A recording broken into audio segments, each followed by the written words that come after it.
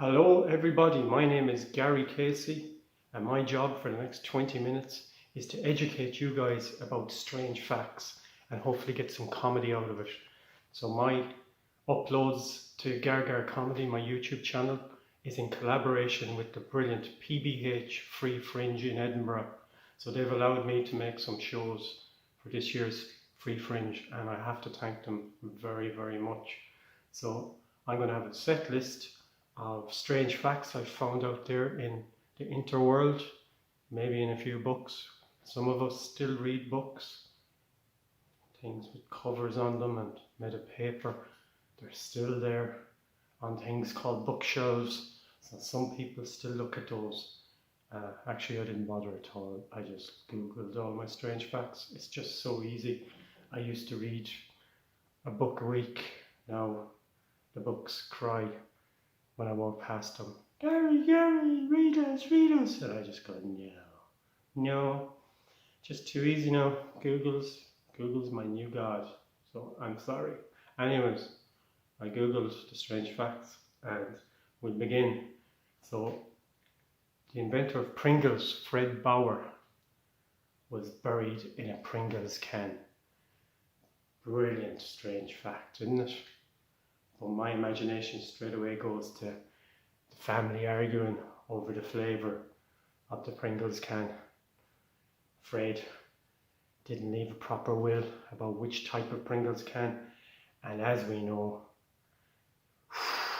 when you start arguing over those flavours, folks, there can be war in the household, especially if you're just buying one flavour. Mammy can only afford one box of Pringles a week, and the four brothers are arguing over whether it be sour cream or original flavour or that weird blue salt and vinegar flavour that never seems to quite work with Pringles. I don't know why. And then there's prawn cocktail, very British flavour, but loved here in Ireland as well. Prawns and crisps seems to be a bit weird, but actually works really well. Me personally, it's probably the sour cream. Sometimes you say, Jesus, those originals are not bad either. They're simple, they're plain. The taste of them is not all powerful, but there's something about those original flavours. You just go, that or sour cream. So you can imagine this family, wealthy family, heirs to the Pringle throne, fighting over which flavour. And then the odd sister or brother might want the kind of barbecue flavour ones, you know, the real strange ones you'd only eat if it was the only one left in the shop. What? This family maybe went to war, big feud over what kind of a coffin this man was going in the shape of a big Pringles box. Wow, what a way to go. What a way to send your father off, Fred Bauer, in a big Pringles shaped coffin. It must have been so luxurious with the padding on the inside. But no, I looked this up. He was cremated and they put him in the original flavour box. I mean, that size of a box. What the? I just don't understand. Was that his wishes? I think he wanted to go in the big, massive, big, luxurious diamond-studded Pringles box, and the family literally put him into a Pringles box. They say the rich don't like to spend, and in this case, by the way, Bauer family, this is just a bit of stuff out of my head, so please don't come after me. We all know that sometimes the offended get so offended that they don't realise that me doing this is actually just makey uppy. I don't believe it, so that gets me out of a bind. There should be some legal stuff here somewhere, but it's just me saying, please don't get offended that I'm talking about Fred Bauer. It's just a strange fact, and I think it's quite a good one.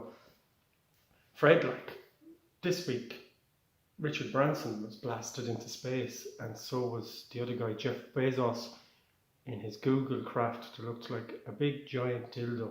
My God, he really has problems down there. They say when you drive a big car or a big rocket, you might have problems down below. Please don't sue me, Jeff Bezos. I'm sure you're okay down below. Anyways, Jack Bauer should have been shot into space in a big, giant Pringles can with some explanation to aliens about what Pringles were and what they did for the human race. They've done plenty for the human race. They've kept us all happy as we sit zombie-like in front of the TV and watch an episode of, let's say, Friends for the 50th time. So, Pringles. Part of the obesity epidemic, but we won't talk about that because this is a positive thing. Anyways, Fred, his family should have shot him into space. That's what I believe. Not put him in a little farty Pringles can. I don't think that was his wishes. No way, it couldn't have been. So, a few thousand light years away in the future, the aliens would see that us humans actually understand everything. Why? Because Pringles, the shape of a Pringle is actually a hyperbolic parabola. That's a freaking mouthful. Hyperbolic parabola. Anyways, when I used to read books, I saw that the universe might be in the shape of a hyperbolic parabola. So if these aliens in the future were to find this coffin with the remains of Fred, but also an explanation of what Pringles are, they'd see that we know that the universe is in the shape of a hyperbolic parabola. And then they might say, we don't need to blow up the earth. We don't need to enslave that population. They're actually quite smart people. They're not the rats we believe to be.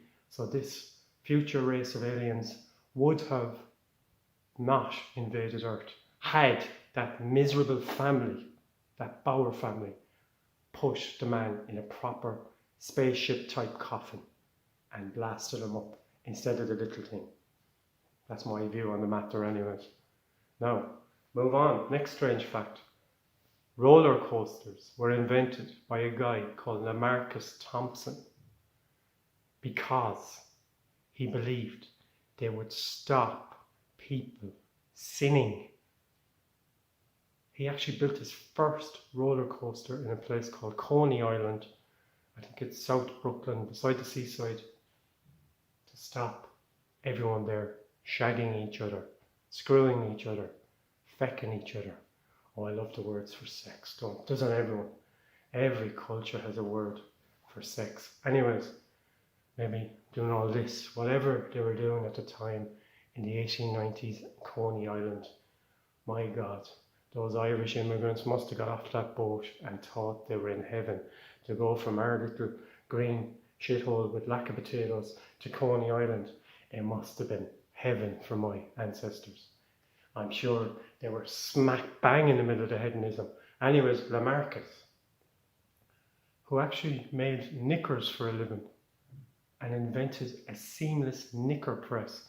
He doesn't realise he was actually part of the hedonistic revolution happening at the time. But anyways, he was a Bible basher. Nothing wrong with that. Again, don't offend anyone. But he believed he was actually going to stop the screwing and the messing around and the snorting and the sniffing and the, the illegal stuff by inventing a roller coaster. And he didn't really even invent a roller coaster. It was actually invented in a coal mining town called Mauch Chunk in Pennsylvania. Who the hell named that place Mauch Chunk? Anyways, there was a kind of roller coaster there. The coal miners used to go down the mountainside and gravity would bring them down into the town and people started jumping on their kind of pre-roller coaster train. So Lamarcus, for some reason, reads his Bible and decides that to stop people sinning, he put them up on this thing that excites them. Now, I've been on roller coasters and most people just get excited. The adrenaline starts rushing. My friends have been on roller coasters in Las Vegas. They've gone out for the night after that. His logic was absolute crap. He didn't understand anything about hedonism, about controlling sin. He built a thing that excites people, gets the adrenaline rushing. I think he thought he was going to burn it out of them. No. For me personally, he created hell. He didn't solve hell. I was in Vegas once and I went onto a baby roller coaster that was about 25 foot high, and I was so terrified I walked out the other side before it even took off, and some local little American girls just started calling me a chicken, and all my friends laughed at me and the whole crowd laughed at me, and I walked away in shame. So that was my hell. This guy, this Lamarcus Thompson, this plagiarizer of an idea in Pennsylvania, actually created a hell for me. Not a heaven on earth, a hell on earth. And even for most people, he actually created a kind of heavenly hell, if you know what I mean. It's kind of heaven for them, but it's sinful by going up that roller coaster. Lots of people probably go up those roller coasters on cocaine and shit, drunk, I don't know. But he didn't solve anything. What a strange fact. And he died a millionaire because he built 50 of these Coney Island type roller coasters all over the world. And he died a millionaire. So he's typical rich Christian, or rich any other religion. Again, I don't want to offend anyone. Very delicate year 2021. Can't really say stuff anymore. But anyways, I just don't think it worked out for him. And he invented the seamless stocking machine. That's what he invented. So he did kind of add to the hedonistic problem. Seamless stockings. Jeez, do you ever see them? Woo! If you see a seamless stocking, you are not thinking of lambs on clouds or harp playing angels on clouds at that moment. It's more the hellish kind of devil, excited devil, horny devil type stuff that comes into your mind, really, isn't it? It's the truth. We're only human at the end of the day. Anyways, I hope he is on a roller coaster in heaven that doesn't lead to hedonism. I'm sure there are roller coasters in heaven, but I hope he's getting the experience he deserves, because he was completely wrong with this one. Absolutely scutter. Just sorry, Lamarcus. Sorry, you just went a little bit wrong. Your logic part of the brain was taken over by the creative part. This happens sometimes where rationalism on the left side of the brain is overrun by the imagination and the excitability of the idea. I hope this is not what is happening with me right now, that I think this is a brilliant idea, but anyways, stay positive, Gary. This is all good. This is all good. This is another one that gets me, another strange fact. Veggies, certain vegetables can act as, they have chemicals in them that attract a mate. So for women, it's the smell of celery, amazingly, and for men, it's pumpkin. So if a woman, Halloween for some reason, starts to rub pumpkin on her skin and comes to your door trick-or-treating or whatever, you might end up pulling her inside the door because of the stench of pumpkin.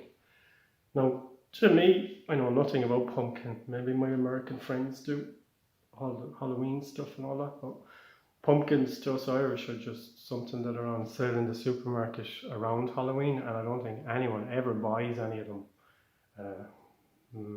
No, just we actually hollow out a vegetable called a turnip that's actually rock hard, and when you try to hollow it out with a knife, you usually end up in casualty because the knife goes through your hand.